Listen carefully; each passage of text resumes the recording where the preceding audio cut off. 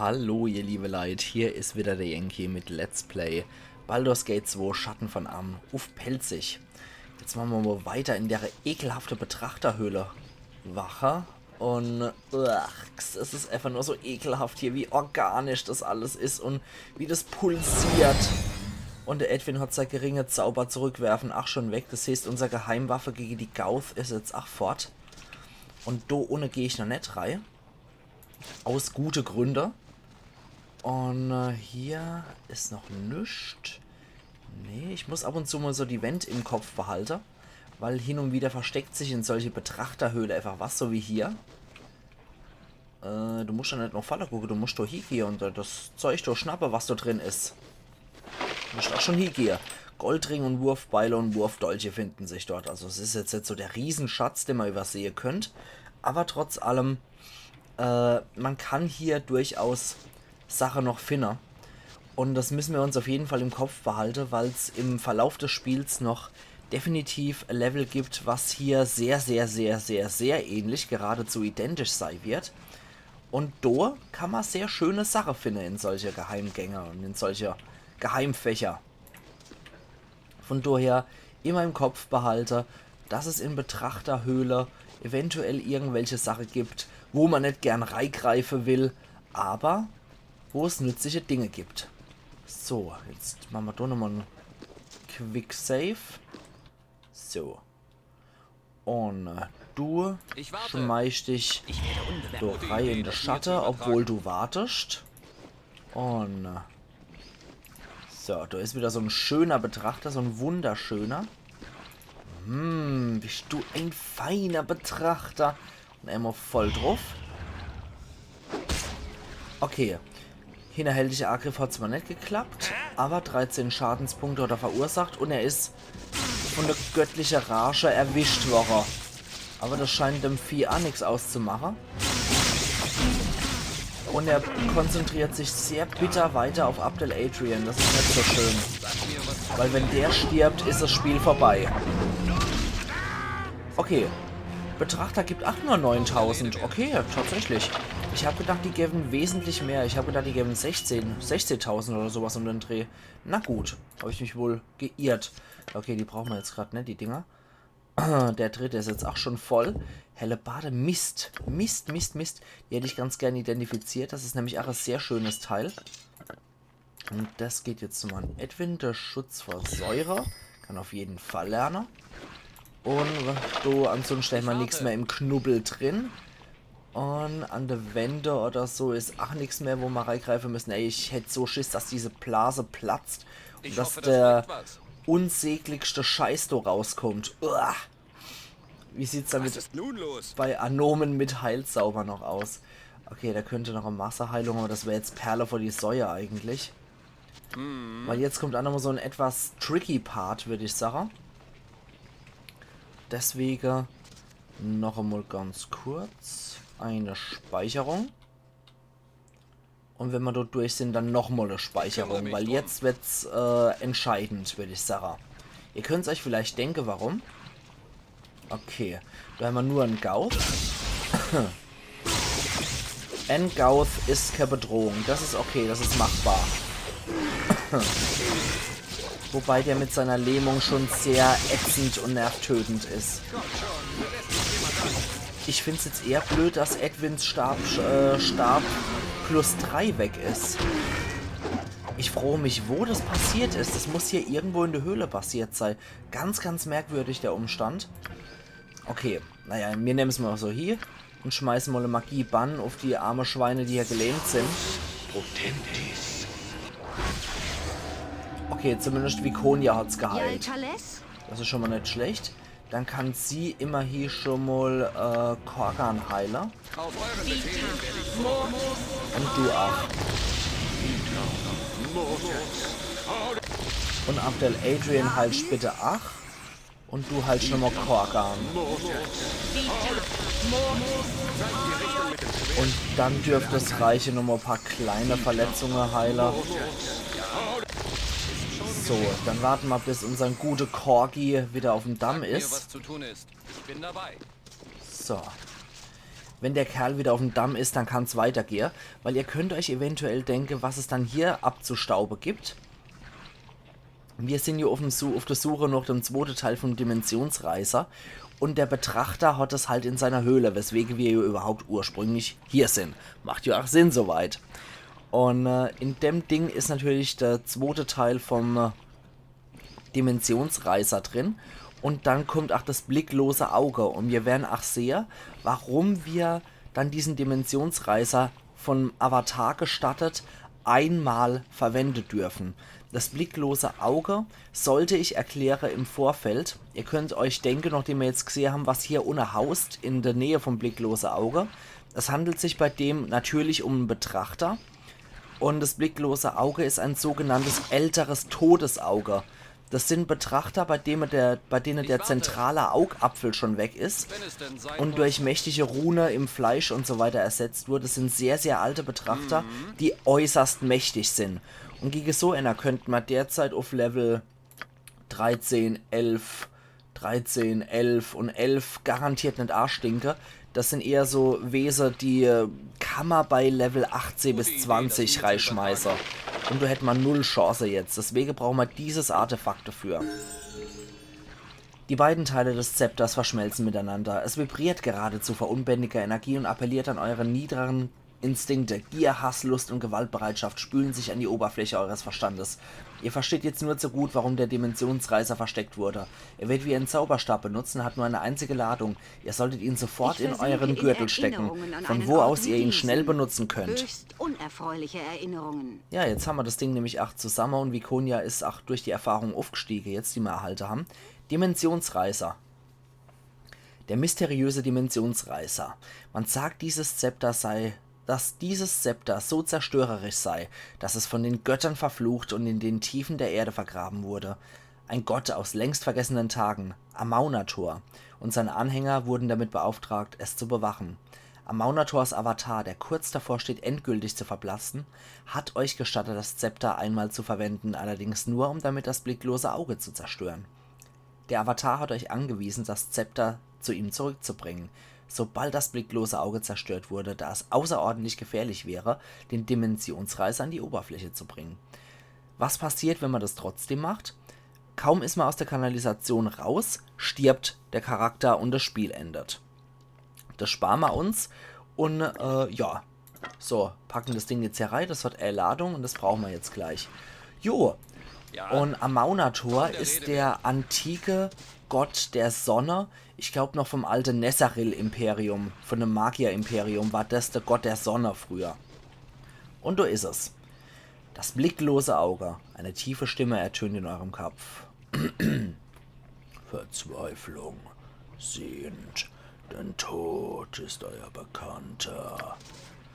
Ja, oder so ähnlich. Und jetzt machen wir einmal die Ladung drauf. Und Corgi darf sich drauf versuchen. Ich hoffe, er hat genug Rettungswurf gegen Tod. Weil der ballert sich jetzt nämlich, ach hier, die ganze Scheiße drauf. Und jetzt hetzen wir das einmal drauf. Und haben ihn getroffen. Jetzt sind alle Abwehrzauber weg von dem Biest. Und er ist dem Tode nahe. Und Korgan hat ihn mit einen Schlag getötet. Gott sei Dank. Der Knabe gibt 30.000 Erfahrungspunkte. Ihr könnt euch vorstellen, was für eine Kategorie dieses Wesen spielt. Jetzt ist das Ding verbraucht. Ihr habt den Dimensionsreiser bereits einmal eingesetzt. Aufgrund des Fluchs, der auf dem Gegenstand liegt, wäre es zu gefährlich, ihn ein zweites Mal zu verwenden. Der Avatar, der es euch gab, hat euch gebeten, ihm den Stab zurückzubringen, sobald ihr das blicklose Auge damit besiegt habt. Ja, sehr schön. Dann gibt es dazu noch das hier. Ah, das kann das sogar von sich aus analysieren. Amulett der Magieresistenz 5%. Die Amulette werden normalerweise von Beamten des Konzils von Athkatla getragen, die auf der Suche nach Magiern sind. Es bietet ihnen geringen Schutz gegen jene unverschämten Magier, die es frecherweise wagen, sich dagegen zu wehren, eingekerkert oder getötet zu werden. Spezifische Eigenschaften: Der Träger erhält plus 5% Magieresistenz und es geht direkt an Korgan, weil der ab und zu ja auch mal ordentlich Zauber von der Front von solchen Magier abkriegt. Und wir feiern jetzt unseren Stufeaufstieg von Viconia. Bei ihm dauert es definitiv noch ein Weilchen. Anomen ist auch ein bisschen entfernt. Ja, er sieht auch schon langsam Licht am Horizont. Und Abdel Adrian, ja, so allmählich. Aber erstmal Viconia. Die kriegt sogar noch einen zusätzlichen Fertigkeitspunkt für Waffe.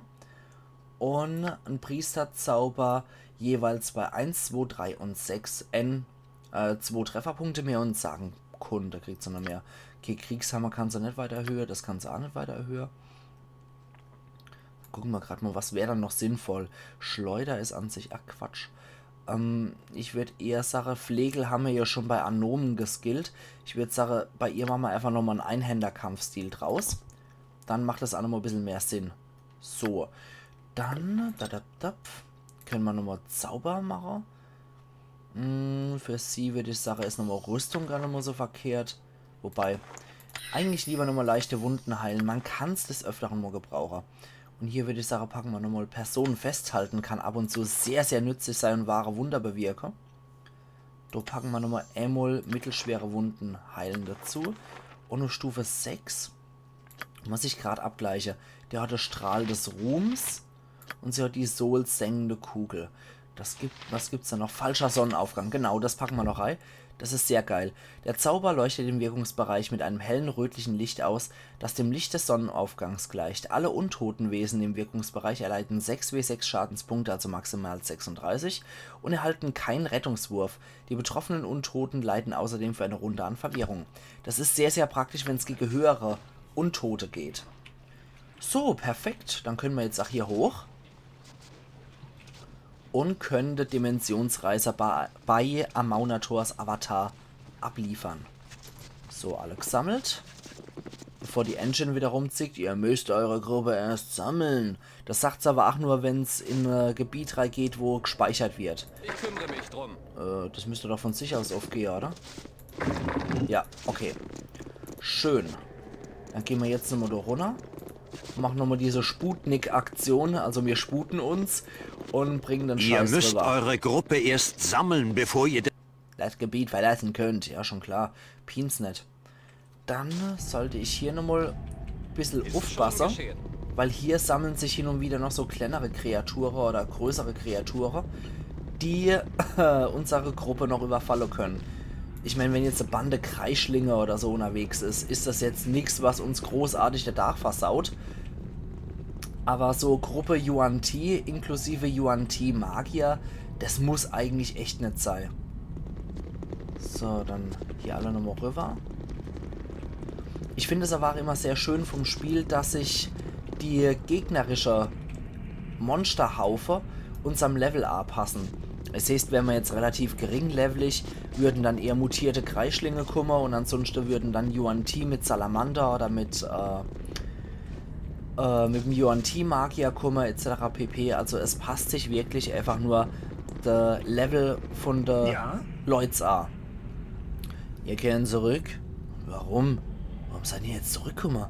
Habt ihr das große Wunderwerk zurückgebracht? Ich hab euch doch gesagt, dass es der Wille von eurem Herr ist. Hat keine Energie mehr und wird jetzt zerstört. Aber ich würde eher sagen, das zweite, das passt eher zu dem Charakter. Das Gerät hat für mich seine Schuldigkeit getan. Ich hab's zurückgebracht. Aber es ist das große Wunderwerk. Seine Bedeutung übersteigt alles. Es ist schon seit Jahrhunderten so und ihr habt es einfach zurückgebracht. Das ist keine Zeit, außer... es sei denn, es war von Anfang an so geplant und ihr seid der Werkzeug von unserem Herr gewesen. Das ist unmöglich. Unwahrscheinlich. Ich mache, was mir beliebt. Seid ihr schon im Tempel gewesen, um zu hören, was sein Wille ist? Das kann nicht sein. Es ist unvorstellbar, dass ihr der Bringer von der Veränderung seid. Es ist einfach unmöglich. Ich muss mich selber überzeugen. Ich muss das Wort hören. Wir müssen's. Wir alle müssen das. Ja? Ja. Da gibt's nix. Es hat nie etwas gegeben, außer der Gestank von unserem Hass. Und das soll alles sein. Wir können ja dann davor wieder Belohnung erwarten. Unser Hass war gerechtfertigt. Wir sind hier zurückgelassen worden, um eine endlose Pflicht zu erfüllen, während unser Gott gepennt hat. Unser Glaube ist immer noch schwächer geworden und wir in seinen Namen aufgeben, außer Umfang Flüche zu verwenden. Der Name wurde schon seit einer Generation nur noch als Fluch verwendet. Es hat kein Zeichen mehr gegeben und hat auch keinen Grund mehr gegeben. Dann bleibt doch für alle Ewigkeit hier, während eurer Seele verrotten. Welcher Gott sollten wohl an euch noch Interesse haben? Der Gott, der uns verdient. Man hat unsere Pflicht übertragen. Mir haben all die Pflichten geehrt, außer sein Name. Ich werde aber... Amaunator, dein Volk ruft dich. Ich, Akrutindul, das Sonderfürst vom dritten Haus, treu Ausführender von der Richtlinie der Verehrung, lass hier mit deinem Namen, mit meiner Stimme erklingen. Wir frohen dich, wir bitten dich, wir rufen dich an. Bitte, wir benötigen dich. Ich höre euch, die ihr gelitten habt und die ihr noch immer leidet. Die Zeit ist zu Ende. Die Buchstaben des Gesetzes besagen, dass wir bis zum Ende der Zeit wachen müssen. Unsere Zeit ist zu Ende. Was? Ist da noch zu tun? Nix. Die Aufgabe ist erledigt. Hier werden alle an der Seite von Amaunator in der Festung von der ewigen Sonne sitzen. Die alten Feinde sind fort und die Pflicht ist erfüllt. Gelobt sei der Hüter der Zeit, auf das er für uns, auf das er es für die Gerechte zu Ende gehen lässt. Dies ist das Ende der Dinge. Lasst euren Verstand in meinem Herzen ruhen. Findet Ruhe. Ja, findet Ruhe. Ich klinge wie ein Psycho. Allerhaupt, jetzt sind die Habe auch ich weg. euch jemals erzählt, wie ich überlebt habe, als ich das erste Mal in die Oberwelt floh? Wegst, da hat grad ein Avatar sein Volk in die Erlösung gebracht und der tote Gott, der hier nur noch als Zerrbild existiert hat, ist grad endgültig verreckt. Das heißt, der tote Gott ist jetzt grad endgültig tot. Das ist eine bedeutende Sache, wofür wir 47.250 Erfahrungspunkte für die ganze Gruppe gekriegt haben und dazu noch einen Gegenstand gewonnen haben und den Dimensionsreiser, dieses unglaublich mächtige Artefakt, zerstört haben. Und die Alt kommt jetzt gekackt, wie sie das erste Mal überlebt hat, als er in die Oberwelt geflohen ist.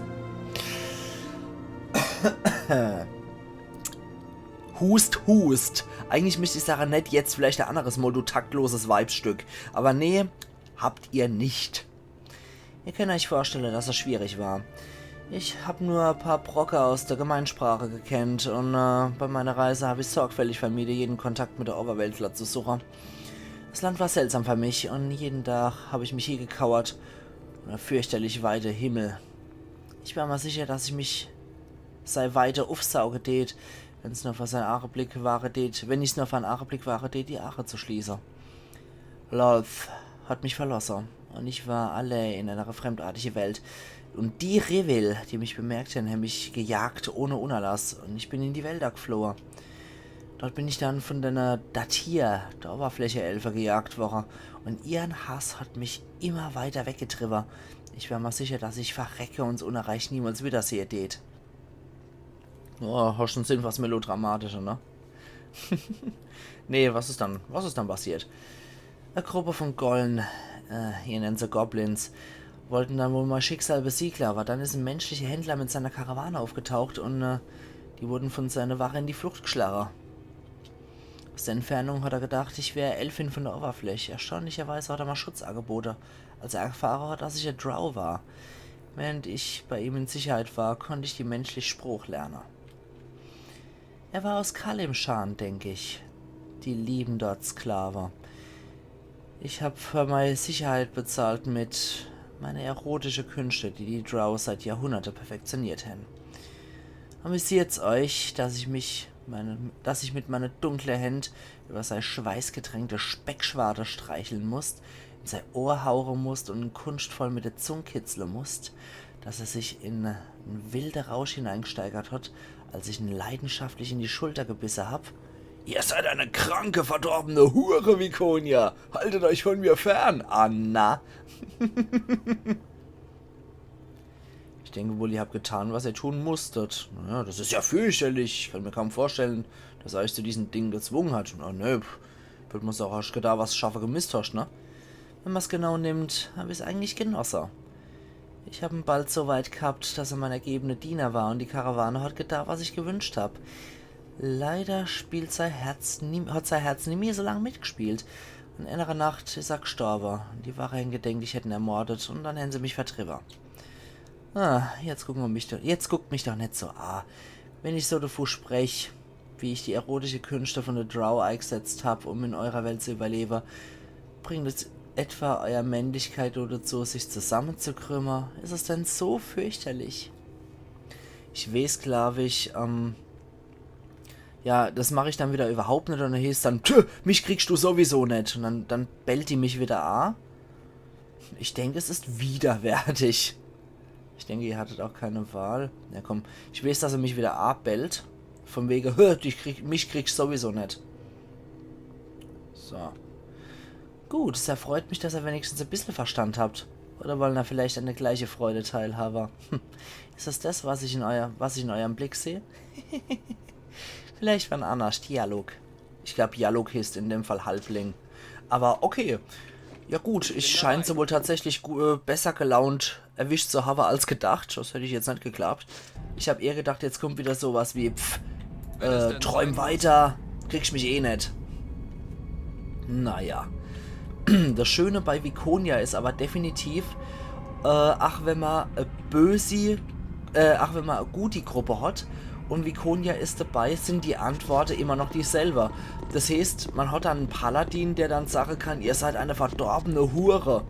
Also das ist halt schon ziemlich krass, finde ich, weil klar, Paladin als Fanatiker und so weiter, häufig Fanatiker, aber wenn man rollespieltechnisch vielleicht eher so die Schiene fahren will, dass man einen vernünftiger und rechtschaffener Paladin spielt, der halt erstmal für alles die Aare und die Ohren offen hat und generell relativ tolerant ist, dann ist das schon eine ziemlich heftige Antwort, wie ich finde.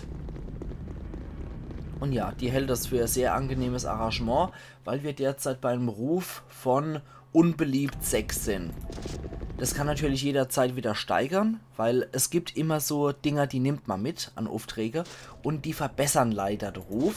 Aber ich weiß auf jeden Fall, dass ich meinen Ruf nochmal um 2 verschlechtern kann bei der Festung der Danny-See.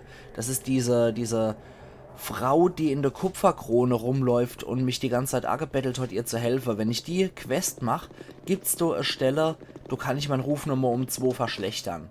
So, mit dem soll ich auch nochmal sprechen. Ihr seid eine großartige und wundervolle Person. Mögen die Götter für das, was ihr mit dieser Kreatur getan habt, ihre Hand ewig schützend über euch halten. Super, okay. Das heißt, die haben wir eigentlich auch erlöst, die ehemalige Anhänger vom Blicklose Auge. Dann bleibt jetzt eigentlich nur noch der Endkampf. Oh, mit dem Otyük, genau. Dann bleibt eigentlich jetzt nur noch der Endkampf gegen Gal und sein Anhänger. So. Aber 5000 bringt er wenigstens. Ich muss echt sagen, diese Biester sind eigentlich echt nicht stark und nur dafür, dass die wirklich nicht so besonders stark sind und Edwin anscheinend da irgendwie gegen Verlangsame immun ist und man nur einmal Krankheit heilen dann wirken muss, ist das eigentlich gar nicht mal so schlecht. So, der Kampf gegen Gal machen wir in der Episode auf jeden Fall noch. Das mache ich jetzt ein bisschen länger, weil ich würde gern bei sowas einfach hier einen Cut setzen. Deswegen Gal und sein treuer Garde von Fanatiker-Anhänger, die vernichten wir jetzt noch. Und dann geht's dann in der nächsten Episode weiter. So, das erleben wir jetzt noch aus erster Hand mit, was hier abgeht. Aber einen Moment, ich will noch vorher, dass du dich versteckst. Ich werde unbemerkt zuschlagen. Kommt zurück! Das blicklose Auge wurde getötet! Doch es ist noch nicht alles verloren! Lassen uns Rache nehmen und seine Visionen verwirklichen! Komm zurück, ihr Hanebampel! Ihr, Abdel Adrian, ihr habt euch gegen das Universum selber versündigt! Wir werden euch vernichten! Naja, oder so ähnlich. Sagt mir, was wo ist dann der Elitewächter, Elitewachhauptmann? Okay, auf den geht ihr alle. Bis auf du, Abdel Adrian. Du gehst hinter Gal und tötest den Priester. Der hat sich jetzt versteckelt kurz, der Sack. Wo ist er dann? Mist, da ist er. Und jetzt schnetzel ihn. Oh, der hat einen Kältekegel abgeschützt. Okay. Das ist aber ein Magierzauber. Okay, der Elite-Wächter Hauptmann. Den werde ich nämlich später nie wiederfinden. Der hat nämlich dieses tolle Ding bei sich, aber wir haben leider niemand mit dabei, der sowas benutzt. Da haben wir noch so ein geile mittlere Schildkrieg für die Aufgabe, die wir beim die wir beim Avatar von Amaunator unerledigt haben. Und aktuell Adrian ist der immer noch... Oh ne, nicht. Okay, probier's nochmal folgendermaßen. Versteck dich und gib ihm. Ja, scheiße, das trifft nicht. Okay. So, ihr haut auf den Elite-Wächter jetzt drauf. So, da. Hol ich jetzt auch nochmal. Ja, genau, der blöde Zwerg, der holt jetzt erstmal Klopapier. Und das Klopapier hat er schon gelernt. Okay, das kann der schon. Gut, dann geht ihr dort drauf. Und Corgi, ich will dich hier bei dem Elite-Wächter sehen. So. Edwin. Nee, habe ich gerade nicht. Und du hilfst einmal ein bisschen. So. Gut. Ihr haut doch nochmal drauf. Oh, okay, der ist gerade ziemlich weit runtergekloppt, war der Kerl. Und ist deswegen gerade in eine Flucht verfallen und rennt da rum wie ein närrisch Hinkel. Das liegt aber hauptsächlich daran, dass der Schnelligkeitsöl eingenommen hat. Okay, Schädelspalter, wie viel hast du dann gemacht? Oh, 2 Schadenspunkte, das ist nicht so besonders gut. Das würde ich jetzt nicht gerade als Crit ansehen. So, okay, der hat sich wieder gefangen, der Typ, und hat gemerkt, dass er doch noch kämpfen will. Gucken, wer länger lebt. Der Prophet. Ah, der Prophet lebt nicht mehr so lang. Okay, ansonsten hat der noch Schampel. Alle auf der Prophet. Man muss ihm aber echt zugute halten. Er ist der letzte Überlebende. Und die andere Elite-Wächter, die rennen jetzt fort, nachdem ihr ein Prophet tot ist, der 14.000 Erfahrungspunkte gebraucht hat. Nicht schlecht, Herr Specht. Okay, also da können wir auf jeden Fall nochmal gewaltig identifizieren lassen, wenn wir wieder over sind. Ja, hervorragend. Also die Sekte ist zerschlagen. Ich bin dabei. Der Prophet, der falsche Prophet und sein Anhänger sind... Unser treuester Anhänger sind weg. Ich hätte gern gewusst, ob euer Clan je mit dem Hause Devir zu tun hatte. Oh geil, denn die Gespräche sind ach so geil. Wenn ich mich richtig erinnere, war unser Einflussgebiet recht nah an der Festung von eurem Blutaxt-Clan in der Nähe von Talthalra während Sithla Haraloth. Haraloth. So spricht man nicht mit mir, Schwarzhaut. Normalerweise töte ich jeden, der mir so kommt. Aber wenn's ein Schau ist, foltere ich ihn vorher noch ein paar Tage lang. So geil. Und komm mal jetzt zu dem Haus von euch. Ich hab's abgefackelt und mich dann über der Kadaver erleichtert. Und das Halsband aus Dunkelelfohre hat mein Tiefwasser kleines Vermögen eingebracht. Das ist so geil. Oh Mann, Mann, Mann. Okay, also Korgan. Okay, Moment, da war noch einer drin. Ja, jetzt ist er fort. Das mache ich eigentlich immer so, einfach nur, um damit abzuschließen. Um einfach nochmal zu sehen, okay, die ganze Anhänger vom blicklosen Auge, jetzt sind sie nämlich da in ihre Kabuff und wenn sie noch irgendwo da sind, dann rennen sie fort. Also der Kult ist definitiv zerschlagen. Die Leute Kopf und führerlos, da läuft gar nichts mehr. Also der Kult ist eindeutig zerschlagen. Die Arbeit, die wir hier für den Helmglaube gemacht haben, ist eindeutig gut gewesen. Wir haben es gründlich gemacht, haben schöne Erfahrungspunkte gewonnen und haben etliche schöne Gegenstände gekriegt. So, das heißt, in der nächsten Episode steigen wir dann endgültig aus der Wasserkanäle empor. Aber das Gebiet mag ich wenigstens hinter uns bringen, damit ich sagen kann, das alles ist abgehakt. Um den Leichnam, der hier noch drin lebt oder existiert, um den kümmern wir uns relativ am Schluss, muss ich sagen, weil der Teil von einer Quest ist, bei der es um den stärksten Gegner bei Baldur's Gate 2 Schatten von Am geht. Der härteste Gegner ist dann der in Thron des Baal, aber dazu kommen wir auch zu gegebener Zeit. Jo, und ich würde jetzt sagen, ihr liebe Leute, dass ich jetzt hier der entsprechende Cut setze und wir sehen uns dann morgen wieder zu Let's Play Baldur's Gate 2 Schatten von Am auf Pelzig. Also machen's gut und bis morgen dann. Ayan Yankee. Fleißig gewartet, aber immerhin ein guter Ort, um ein paar Knochen zu zerdeppern.